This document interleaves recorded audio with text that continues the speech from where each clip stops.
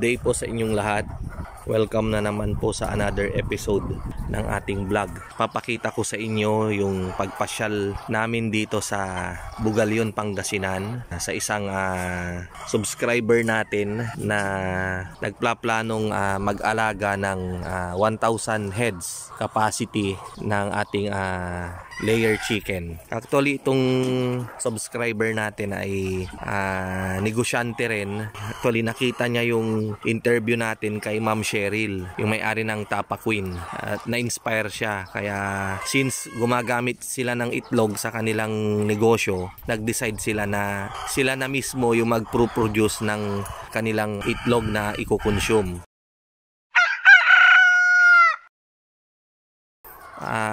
Napilitan muna silang mag-trial. Meron na silang existing na 192 heads. At nung isang araw, nag-start na rin mangitlog. Tignan nyo po, may nangitlog na po doon. Yan po. Ayan. Magaganda po yung kanilang RTL. Nung dumating po ito, medyo payat. Kaya matagal po siyang nangitlog. Parang inabot ng 1 month.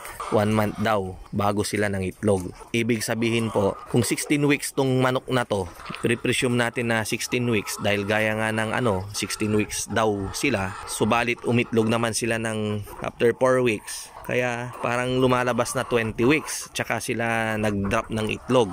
Yan, so tinatanong ako ni Sir Ronnie kung ano yung possible cause, bakit ganun yung nangyari. Ngayon, ito kasi galing to sa ibang farm. Kaya lang yung mga nag-deliver, tinanong ko kung anong itsura nung mga RTL na to nung dineliver nila. Ang napansin daw nila medyo payat. So parang lang daw, 800 grams.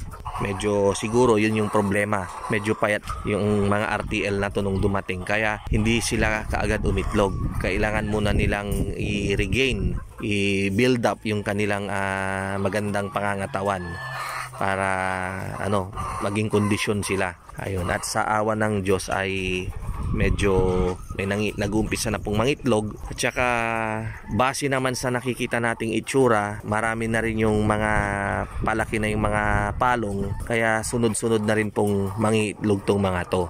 And then tinatanong din ako ni Sir Ronnie bakit hindi daw nila nauubos yung 110 grams. Kaya hindi nila nauubos, hindi pa sila pag nag full blast na sila sa kanilang pangitlog, doon na lang po dumadami yung kanilang feed requirement. Pero during this stage, hindi pa talaga nila mauubos yung 110 grams.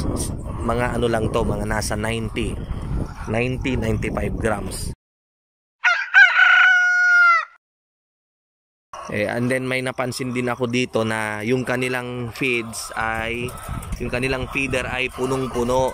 So inadvisean ko na rin si Sir Ronnie na wag ganito yung pagpapakain. Medyo bitin-bitinin din pag masyadong lalagyan ng madaming feeds, para yung manok ay medyo gutumin, medyo manggigil din sila, ganyan. Kasi pag andyan lang palagi, parang tao din yung kapag alam mong sa mesa natin maraming pagkain, parang mamaya na lang ako kakain, andyan lang naman palaging pagkain, ang dami naming pagkain, ganon. Pero kapag yung nilapag mo dyan sa mesa, nag-aagawan yan, di ba? Kailangan mo nang kumain, otherwise mauubusan ka. So ganong mindset. So ganon din po, which is nag-agree naman si Sir Ronnie na yun na lang daw yung gagawin. So for today daw, hindi na muna sila magpapakain. Ipapaubos lang muna nila to hanggang sa ito ay lagyan ulit ng panibagong feeds. Ngayon, ipapakita ko po sa inyo kung paano ba dapat yung itsura ng feeder na sa sinasabi ko na dapat ay medyo konti na. Okay lang po yung ganon kakonti. Yan. Okay lang po yan. Kesa dun sa kanina, ibabalik na natin para balansyado. Yan. So ganon. Pag medyo wag nating masyadong kapalan. Kasi babantayan lang nila yung kanilang pagkain. Ayan. So far okay naman to. Maayos sila. Tapos wala naman silang sipon, wala rin silang malaria. Ayun.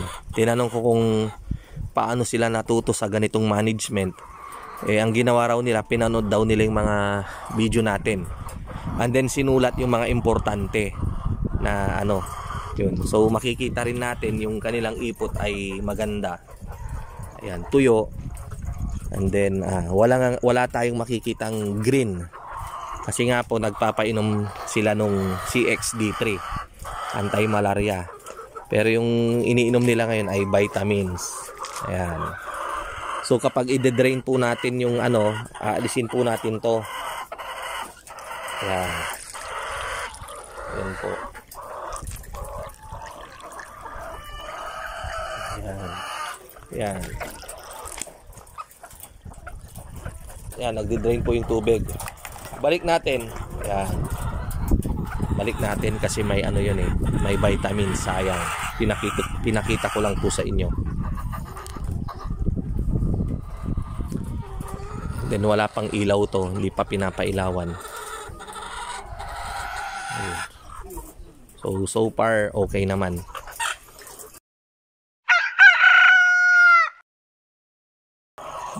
Marami ng ano yung pahaba na yung kanilang palong. Yan po. Ang wala pang palong, siya yung late na mangingitlog kagaya po nito. Yan po. Yan, maliit pa lang po yung palong niya. Yan. Compared po doon or doon. And then dito naman sa ano,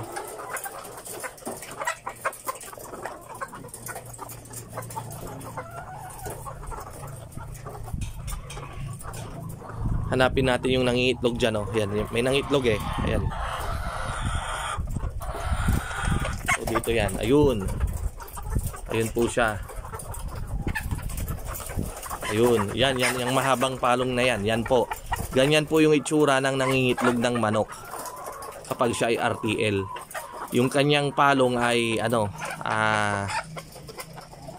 mahaba na yung kanyang palong. Tumumba na nga po eh. Yan. Ganda ng kuha. Yan. So yung mga iba rin yan, kagaya yan, malapit-lapit na rin po yan. So ganyan lang po, talagang pagtsatsagaan lang natin sa umpisa. Then kapag nangitlog naman na yan, lalo na kapag napailawan, sunod-sunod na po yan.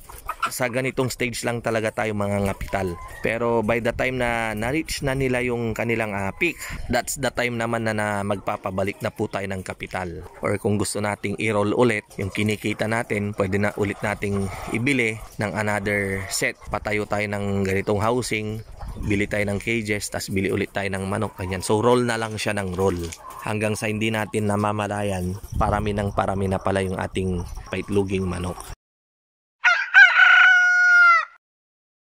Basta ang number one po na ano natin dyan is yung marketing. Dapat may market tayo, may pagbebentahan tayo ng itlog. So pag ganito namang capacity, 192 heads, sa mga kapitbahay lang ubos na. Sana nabigyan ko na naman kayo ng idea regarding sa pag-aalaga ng paitloging manok. Sa mga gustong magtanong, comment nyo lang po yung inyong katanungan dyan sa baba at sisikapin po nating sagutin sa abot ng ating makakaya. So once again, ito po ang inyong kaibigan, ang inyong kamanukan, walang iba kundi si Mang Mags. Mabuhay po tayong lahat. Maraming salamat po. Mabuhay po kayong lahat at God bless.